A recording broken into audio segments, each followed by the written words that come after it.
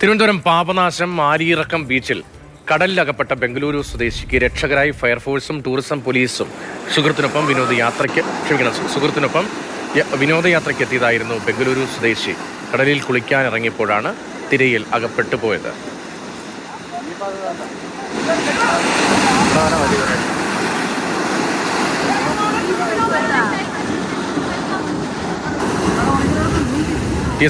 ഹരിവിവരങ്ങൾ.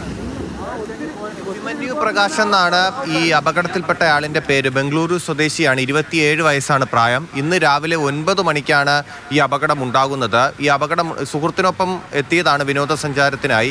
അവിടെ എത്തിയതിന് ശേഷം ഈ കടലിൽ കുളിക്കാനിറങ്ങിയപ്പോഴാണ് ഈ അപകടം ഉണ്ടാകുന്നത്. അപകടം ഉണ്ടായ സമയത്ത് ആ കരയിലുണ്ടായിരുന്ന ആ പ്രദേശത്ത് അവിടെ ഉണ്ടായിരുന്ന ആൾക്കാരും എല്ലാവരും കൂടി നിലവിളിച്ചപ്പോഴാണ് പെട്ടെന്ന് തന്നെ കോസ്റ്റ് ഗാർഡും ഒപ്പം തന്നെ ടൂറിസം പോലീസ്, ഫയർഫോഴ്സ് എന്നിവർ എത്തുന്നത്. അവർ കൃത്യമായി അവിടെ ഇടപെട്ടു എന്നുള്ളതാണ് വളരെ പ്രധാനപ്പെട്ട കാര്യം. അതുകൊണ്ട് മറ്റൊരാപത്തില്ലാതെ അയാളെ രക്ഷിക്കാൻ കഴിഞ്ഞു. അഭിമന്യുവിനെ രക്ഷിക്കാൻ കഴിഞ്ഞു. അഭിമന്യുവിനെ രക്ഷിച്ചതിന് ശേഷം പ്രാഥമിക ശുശ്രൂഷകൾ നൽകിയതിന് ശേഷം ആശുപത്രിയിൽ പ്രവേശിപ്പിച്ചിട്ടുണ്ട്.